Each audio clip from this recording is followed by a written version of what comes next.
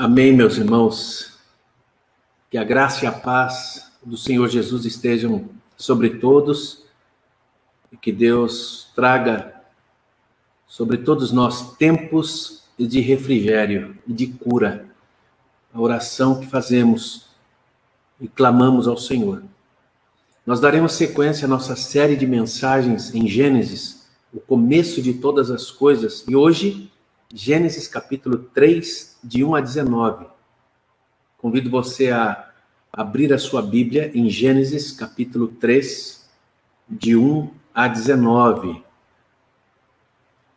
Gênesis é o livro dos começos, o começo de tudo, o começo da criação, o começo da vida, o começo do homem, o começo da mulher, o começo da família, o começo do casamento, o começo do trabalho, o começo da queda. Em Gênesis, nós percebemos a queda do homem. O homem caiu em pecado. Esse é o tema a ser trabalhado nesta manhã. Adão e Eva, isolados do paraíso. O pecado é como um vírus mortal que afasta, segrega, ou melhor, desagrega. Segrega também, separa. Tem uma força destruidora. Mas nós lemos a palavra de Deus numa perspectiva redentora, da criação à consumação. Deus predestinou todas as coisas para o cumprimento do seu projeto redentor. Nós vamos ler o texto de Gênesis, capítulo 3, de 1 a 19. Eu convido você a buscar a Deus por meio da sua palavra. Assim diz a palavra do Senhor. Mas a serpente, mais sagaz que todos os animais selváticos que o Senhor Deus tinha feito, disse à mulher: é assim que Deus disse? Não comereis de toda a árvore do jardim? Respondeu-lhe a mulher: do fruto das árvores do jardim podemos comer, mas do fruto da árvore que está no meio do jardim, disse Deus, dele não comereis, nem tocareis nele, para que não morrais. Então a serpente disse à mulher: é certo que não morrereis, porque Deus sabe que no dia em que dela comerdes, se vos abrirão os olhos, e como Deus, sereis conhecedores do bem e do mal. Vendo a mulher que a árvore era boa para se comer, agradável aos olhos, e árvore desejável para dar conhecimento, entendimento, tomou-lhe do fruto e comeu, e deu também ao marido, e ele comeu. Abriram-se então os olhos de ambos, e percebendo que estavam nus, coseram folhas de figueira e fizeram cintas para si. Quando ouviram a voz do Senhor Deus que andava no jardim, pela viração do dia, esconderam-se da presença do Senhor Deus, o homem e sua mulher, por entre as árvores do jardim. E chamou o Senhor Deus ao homem e ele perguntou: onde estás? Ele respondeu: ouvi a tua voz no jardim e porque estava nu, tive medo e me escondi. Perguntou-lhe Deus: quem te fez saber que estavas nu? Comeste da árvore que te ordenei que não comesses? Então disse o homem: a mulher que me deste por esposa, ela me deu da árvore e eu comi. Disse o Senhor Deus à mulher: que é isso que fizeste? Respondeu a mulher: a serpente me enganou e eu comi. Então o Senhor Deus disse à serpente: visto que isso fizeste, maldita és entre todos os animais domésticos e o és entre todos os animais selváticos. rastejarás sobre o teu ventre e comerás pó todos os dias da tua vida. Porém, inimizade entre ti e a mulher, entre a tua descendência e o seu descendente. Este te ferirá a cabeça, e tu lhe ferirás o calcanhar. E a mulher disse: multiplicarei sobremodo os sofrimentos da tua gravidez. Em meio de dores darás à luz filhos. O teu desejo será para o teu marido, e ele te governará. E a Adão disse: visto que atendeste à voz de tua mulher e comeste da árvore que eu te ordenara não comesses, maldita é a terra por tua causa. Em fadigas obterás dela o sustento durante os dias de tua vida. Ela produzirá também cardos e abrolhos, e tu comerás a erva do campo. No suor do rosto comerás o teu pão, até que tornes à terra, pois dela foste formado, porque tu és pó, e ao pó tornarás. E deu o homem o nome de Eva à sua mulher, por ser a mãe de todos os seres humanos. Fez o Senhor Deus vestimenta de peles para Adão e sua mulher, e os vestiu. Então disse o Senhor Deus: eis que o homem se tornou como um de nós, conhecedor do bem e do mal. Assim que não estenda a mão e tome também da árvore da vida e coma e viva eternamente. Versículo 23. Prestem atenção. O Senhor Deus, por isso, o lançou fora do jardim, a fim de lavrar a terra de que fora tomado. E expulso o homem, colocou querubins ao oriente do jardim do Éden, e o refulgir de uma espada que se revolvia para guardar o caminho da árvore da vida.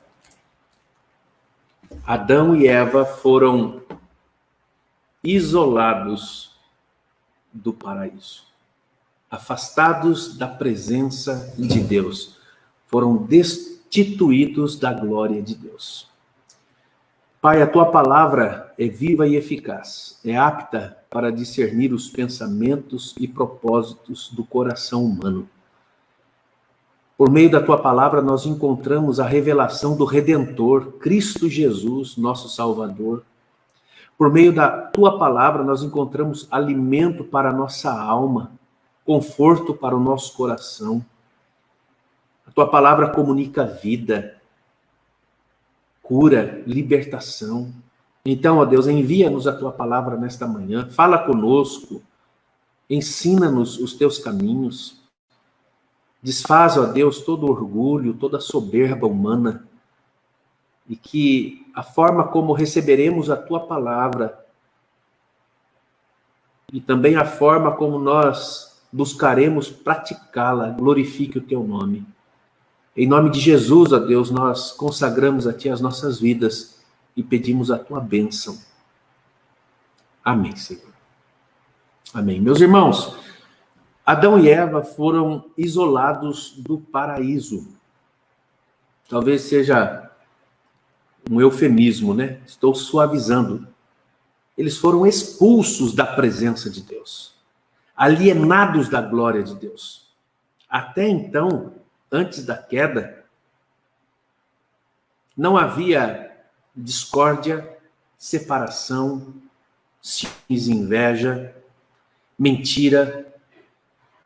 Havia uma paz perfeita, porque tudo quanto Deus criara era muito bom, agradável, perfeito. Eu gostaria que nós pensássemos um pouco nesta manhã, tendo como início o pensamento de Agostinho de Hipona, quando ele trata a respeito da criação. Ele diz que a humanidade, como originalmente criada por Deus, era boa e justa. A vontade do homem era tanto livre quanto boa, servindo a Deus com disposição e grande satisfação. Nesse período antes da queda, havia no coração do homem disposição para servir a Deus. Ele era livre. Havia grande satisfação. O homem se deleitava no Criador e na criação. Mas o homem cai em pecado, ouve as palavras sedutoras de Satanás, o príncipe das trevas. E perde, portanto, o seu livre arbítrio. Agora o pecado traz morte, separação da presença de Deus. E agora, a partir de Adão, o homem isolado da glória eterna de Deus, ele não tem mais a capacidade de não pecar. A natureza humana fora corrompida pelo pecado. O orgulho de querer ser como Deus.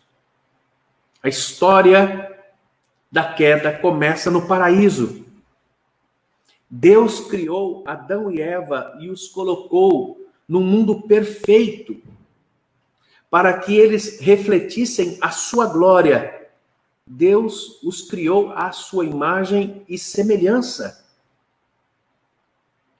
Entregou a eles um trabalho significativo: cultivar e guardar o jardim de Deus. Trabalho esse que eles poderiam encontrar satisfação, gratificação, prazer. E ainda, percebendo que não era bom que o homem estivesse só, Deus coloca ao seu lado uma auxiliadora idônea. Cria a mulher. Esta é a história da gênese humana. E ambos se tornam subgovernantes de toda a criação. Subgovernantes porque há um governador maior. Deus, que criou todas as coisas para o louvor da sua glória. Deus que é criador, sustentador e mantenedor da vida. Paulo vai dizer em Atos, lá em Atenas, dizendo que nele tudo subsiste. Encontramos vida, respiração e tudo mais, porque ele é o mantenedor da vida. Deus deu autoridade ao homem e liberdade, como subgovernantes da criação. Entretanto, havia um limite a ser respeitado. Havia uma árvore no jardim do Éden, a árvore do conhecimento do bem e do mal, que eles não deveriam comer. Não deveriam comer. Neste cenário, aparece Satanás, ocupando o corpo de uma serpente. Satanás tenta Adão e Eva a fazerem a única coisa que não deveriam fazer: deixar de ouvir Deus e comer da árvore proibida. Mas, lamentavelmente, os nossos primeiros pais caíram na sedução, nas palavras mentirosas, no esquema de Satanás. E escolheram desobedecer a Deus. E algo muito ruim acontece. A partir do momento em que eles consomem o ato, ou o fruto proibido, e consumam o ato, eles passaram de um status de plena ausência de culpa diante de Deus e de si mesmos. Eles eram, portanto, inculpáveis antes da queda, e agora eles passam para um status de desonra, vergonha e condenação moral. Foram destituídos da glória de Deus. sabe o que acontece? Imediatamente tudo muda. Por quê? Porque eles decidiram se rebelar contra Deus. Deus então julga Adão e Eva. Eles foram expulsos do paraíso, isolados da presença de Deus. A vida, a partir daí, será cheia de dor, sofrimento, tristeza, morte.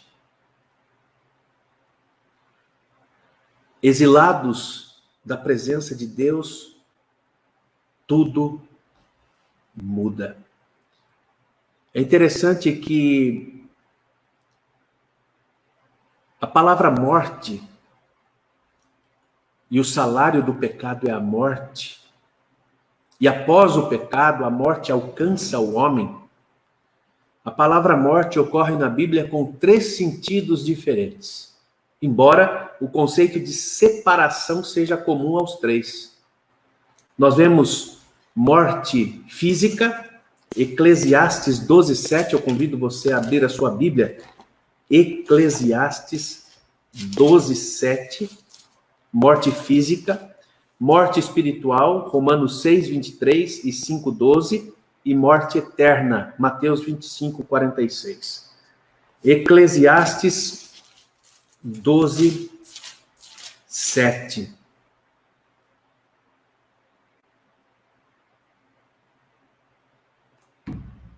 Eu estava em Provérbios. Eclesiastes 12:7. E o pó volte à terra como era, e o espírito volte a Deus que o deu. Vaidade de vaidades, diz o pregador, tudo é vaidade. Tudo é vaidade. O escritor aos Eclesiastes nos faz pensar sobre a vaidade da vida. O pó voltará ao pó. A morte espiritual, Romanos 6:23. Vamos ler também Romanos 6:23.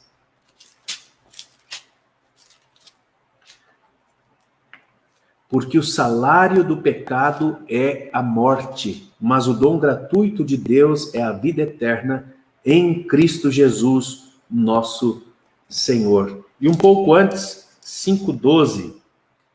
Olha só. Romanos 5:12.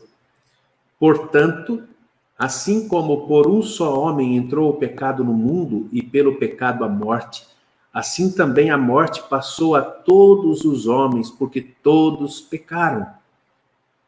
A morte alcança o homem, a morte física, a morte espiritual, isto é, a separação de Deus.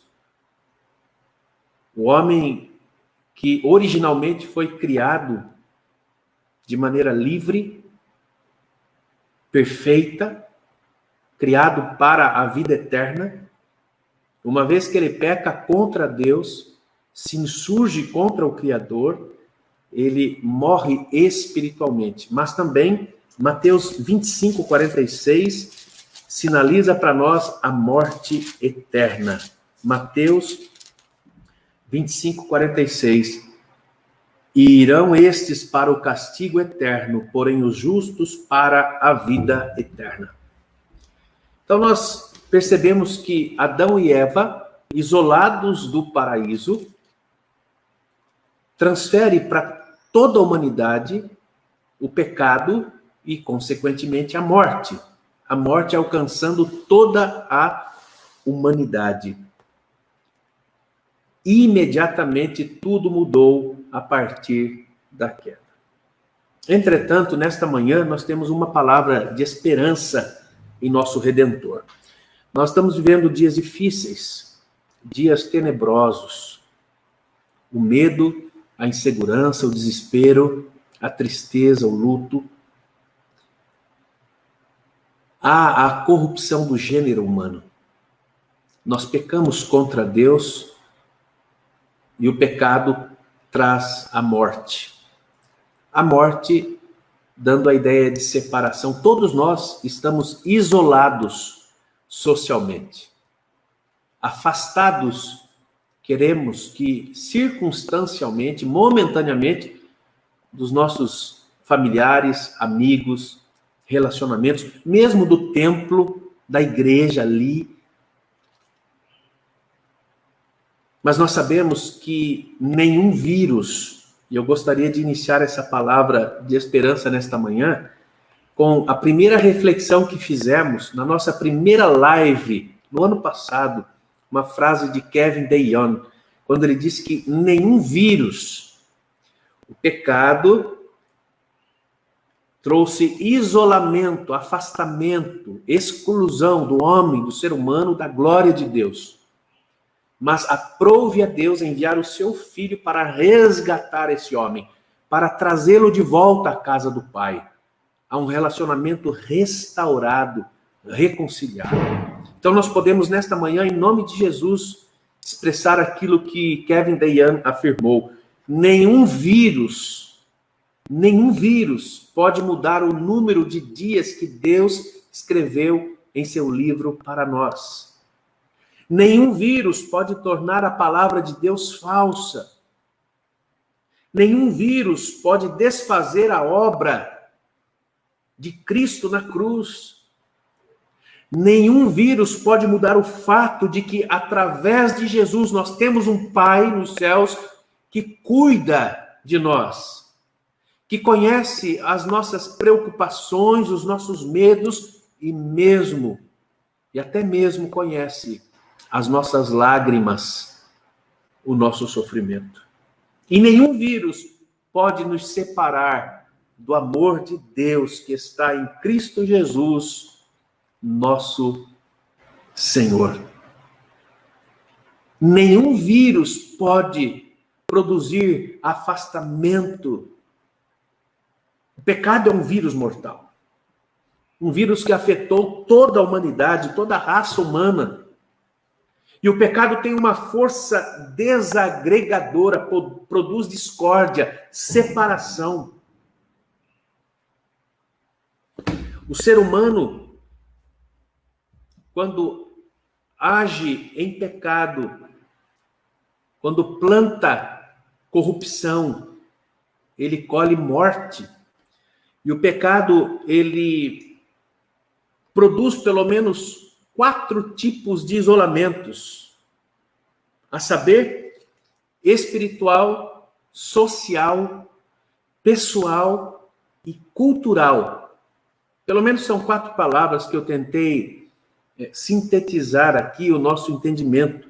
O pecado separa o homem de Deus. Quando lemos, por exemplo, em Isaías, abra sua Bíblia, Isaías capítulo 59, profeta Isaías, capítulo 59, o profeta convoca a nação a confessar o seu pecado diante de Deus. Deus usa o profeta Isaías para chamar o seu povo a um tempo de renovação da aliança, de conversão, de volta para Deus, porque o pecado separa o homem de Deus, traz isolamento espiritual. Assim diz o Senhor por meio do profeta Isaías: eis que a mão do Senhor não está encolhida para que não possa salvar, nem surdo o seu ouvido para que não possa ouvir, mas as vossas iniquidades fazem separação entre vós e o vosso Deus, e os vossos pecados encobrem o seu rosto de vós, para que vos não ouça. Havia ajuntamento solene, prática da religião. A religiosidade estava em alta, assim como uma vida impura. O pecado produzindo isolamento, afastamento de Deus. Eles continuavam com suas práticas religiosas, mas o texto é muito claro. Deus usa o profeta para dizer: olha, os pecados de vocês fazem com que Deus encubra o seu rosto e não os ouça. É como se Deus fechasse os seus ouvidos para não ouvir os nossos pedidos. O pecado lança o homem nesse estado de morte espiritual. O homem cego, pelo Deus desse século. O pecado separa o homem do seu próximo, suas relações sociais, seus relacionamentos, conflitos conjugais, problemas nos relacionamentos interpessoais, ciúmes, ódio, desejo de vingança, mentira, falso testemunho, acusação, morte. Você vê a relação de Caim e Abel, os pastores de Ló com os pastores de Abraão, Sara e Agar, Ismael e Isaac, relacionamentos que por conta da corrupção do pecado produz isolamento. O pecado produz isso. Afastamento. Isolamento espiritual, isolamento social, e o ser humano se separa de si mesmo. Quando se entrega ao sentimento de culpa, complexo de inferioridade, traumas, autoaceitação. Gênesis 3, no versículo 7. Quando eles ouviram a voz do Senhor, antes, porém, abriram-se então os olhos de ambos e perceberam que estavam nus, coseram folhas de figueira e fizeram cintas. Quando ouviram a voz do Senhor que andava no jardim pela viração do dia, esconderam-se da presença de Deus. Versículo 9, e chamou o Senhor Deus ao homem e lhe perguntou, onde estás?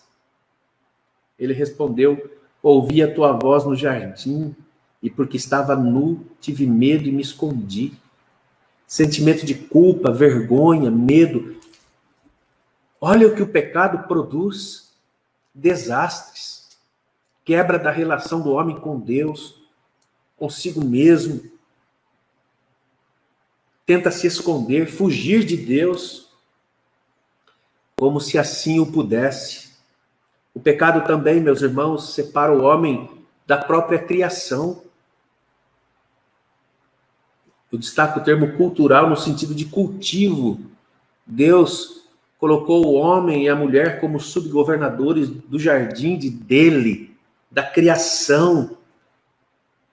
E é interessante que duas coisas acontecem nessa relação do homem com a criação. Ou o homem destrói a natureza, ou a adora. Ou o homem a explora, visando interesses pessoais, enriquecimento, ou ele a adora, fazendo da obra criada o seu Deus. Nós vemos que a terra se tornou maldição, produziu espinhos, e essa terra criada por Deus geme e aguarda o dia da sua redenção. Perceba, o pecado trouxe a morte foi transferida a todos os seres humanos, produziu isolamento espiritual, social, pessoal e cultural. O homem agora cultiva para si mesmo, está distante de Deus. Mas eu convido você a manter a sua Bíblia em Gênesis capítulo 3, nós vamos perceber o processo dessa contaminação espiritual, a contaminação do pecado, do orgulho. Gênesis 3, a gente percebe que o ser humano começa a se isolar de Deus quando ele abre diálogo com o diabo. Meus irmãos, a partir do momento que você começa a ouvir as sugestões de Satanás, você está abrindo brechas. E essas brechas te afastam de Deus. E o ser humano começa a se isolar de Deus quando ele abre diálogo com o diabo. O versículo 1 diz, mas a serpente mais sagaz que todos os animais selváticos que o Senhor Deus tinha feito, disse à mulher, é assim que Deus disse? Não comereis de toda a árvore do jardim? Respondeu-lhe a mulher: do fruto das árvores do jardim podemos comer. Mas do fruto da árvore que está no meio do jardim, disse Deus: dele não comereis, nem tocareis nele, para que não morrais. Então a serpente disse à mulher: é certo que não morrereis.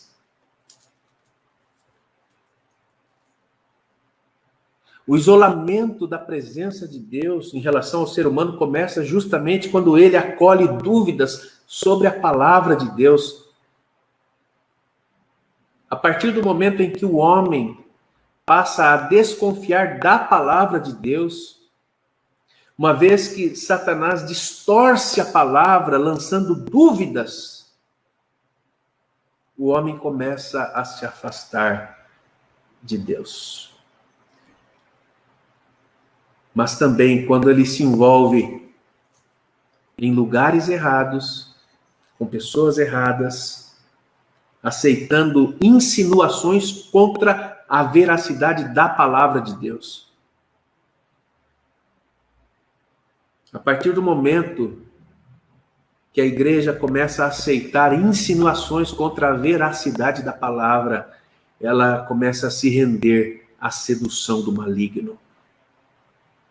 É por isso que muitos querem atualizar a Bíblia, para que a Bíblia se amolde aos comportamentos humanos nos dias de hoje, legitimando assim o pecado.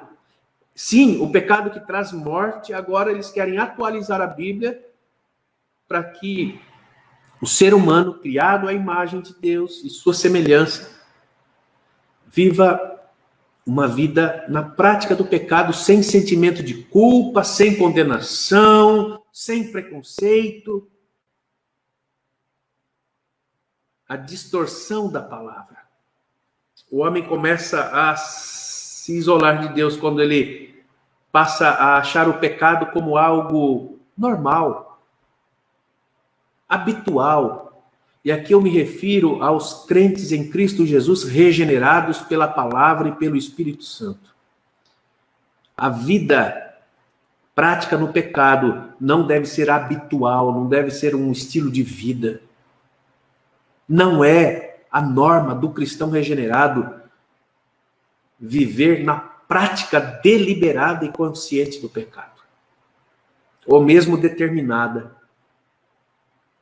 O homem começa a se isolar de Deus quando ele alimenta em seu coração insatisfação, ingratidão, o descontentamento. E aqui eu trago para a nossa reflexão palavras do comentarista e pastor John MacArthur, quando ele fala dos apetites de Eva. Achei muito interessante, eu gostaria de repartir com os irmãos. Ele trata a respeito dos apetites de Eva. Ele diz que os apetites dela são despertados no aspecto físico, emocional e intelectual. Visto que a árvore era boa para comer, alimentar o físico. Apetites ilícitos não era para comer. Agradável aos olhos, sua afeição emocional atraía a sua atenção, despertava o seu desejo, e também era boa para dar entendimento, conhecimento, o seu apetite intelectual. Concupiscência dos olhos, concupiscência da carne e a soberba da vida. Apetites ilícitos e morais que nos consomem, que nos afastam de Deus, provocados por uma insatisfação, um descontentamento. É o desejo de sempre querer mais, de ter mais. Essa busca insaciável para satisfazer o nosso eu, o nosso ego, as nossas vontades. E aqueles que se entregam à vaidade dos seus pensamentos acabam se alimentando, satisfazendo os seus apetites ilícitos. Outros são vencidos pela atração do olhar. Os seus olhos se voltam para tudo aquilo que traz prazer. Estão viciados e precisam de libertação. O pecado é algo que escraviza, mas em Cristo Jesus nós temos liberdade. Você é livre. Paulo vai dizer, Romanos 6, permaneceremos no pecado para que seja a graça mais abundante? De modo nenhum. Como permaneceremos escravos do pecado, nós, os que fomos libertos em Cristo? A ideia é essa de Paulo. Você foi livre, liberto do poder e da influência do pecado. Cuidado com aquilo que tem atraído o seu olhar, aquilo que tem aquecido o seu coração, palavras sedutoras, mentiras de Satanás, distorcendo a palavra para corromper o coração.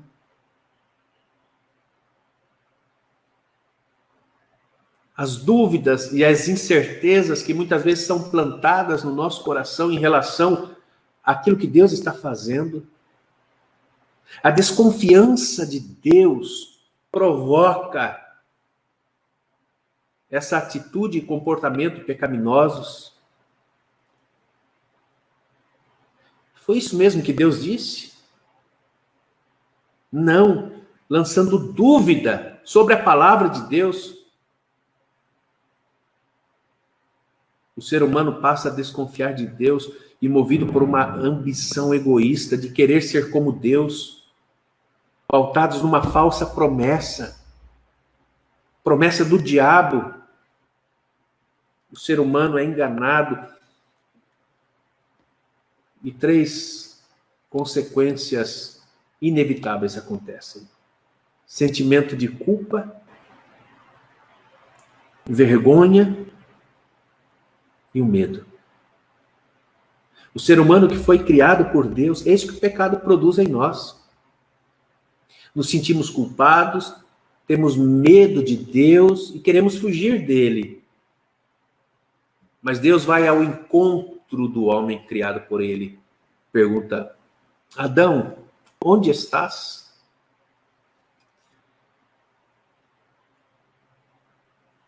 Porque Deus quer restaurar esse relacionamento. E para restaurar esse relacionamento, ele enviou Jesus Cristo, o seu Filho. Deus se fez carne e habitou entre nós. E vimos a sua glória, a glória como do unigênito Filho do Pai.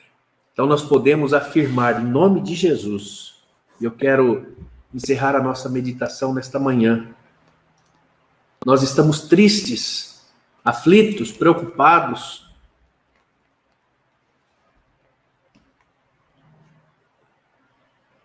por conta de um vírus mortal, alta letalidade, um vírus desconhecido. Mas nós sabemos que nenhum vírus pode mudar o número de dias que Deus escreveu em seu livro para nós. Os nossos dias foram escritos e determinados quando nenhum deles havia ainda. Deus continua sendo Deus, criador e governador do universo. Nenhum vírus pode tornar a palavra de Deus falsa. A palavra de Deus é a verdade para as nossas vidas. Se você deseja servir a Deus, conhecer a Deus e discernir a vontade dele para a sua vida, ouça-o por meio das Escrituras. A palavra de Deus é a verdade, é a revelação. Deus está se auto-revelando e nenhum vírus pode atestar contra a palavra de Deus. Assim como nenhum vírus pode desfazer o que Jesus fez na cruz para a nossa redenção. e vida eterna. Ele pagou o preço na cruz. Ele nos resgatou e o resgatador pagou o preço por nós. Nenhum vírus pode mudar o fato de que, através de Jesus, nós temos um Pai no céu que se preocupa conosco. Um Deus que conhece as nossas necessidades, conhece as nossas dores, um Deus que cuida de cada detalhe da nossa vida. Nós, sim, enfrentamos o luto, lágrimas, perdas irreparáveis. Nós não suportamos a morte, não a entendemos.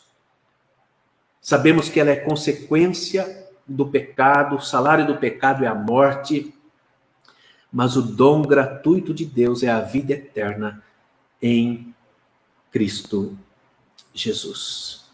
Adão e Eva foram isolados do paraíso, mas em Cristo Jesus, toda a criação, homem e mulher, foram reconciliados com Deus por meio de Cristo Jesus. E nenhum vírus poderá separar-nos do amor de Deus que está em Cristo Jesus. Vamos orar agradecendo a Deus pela salvação, pela redenção. Quando lemos a Bíblia, devemos lê-la numa perspectiva redentora. Deus criou todas as coisas. O pecado trouxe separação, a queda trouxe a morte. Deus enviou seu Filho para redimir a humanidade, a obra criada, e na consumação dos séculos, Jesus voltará em poder e glória para buscar a sua igreja, os lavados e remidos pelo sangue do Cordeiro. Ele continua governando, soberano, apesar da morte, apesar dos pesares. Ele continua sendo Deus, o Deus da nossa salvação. Pai, nesta manhã, nós queremos tributar toda a honra e toda a glória ao teu nome. Eu oro por famílias que estão enfrentando o luto, as enfermidades, mas eu oro também por todos quantos têm sido vencidos pelo vírus do pecado. O pecado que traz morte, separação, discórdia, o pecado que nos afasta de ti. Que esta seja uma manhã oportuna para o sangue de Jesus nos lavar de todo pecado, toda impureza. E que seja uma manhã oportuna para que o Espírito Santo de Deus possa produzir em nós o caráter de Cristo. Em nome de Jesus, ó Pai, abençoa o teu povo, abençoa a tua igreja. Tem misericórdia de nós, Deus. Nós te suplicamos pelos méritos da cruz, em nome e por amor a Jesus. Amém e amém, Senhor.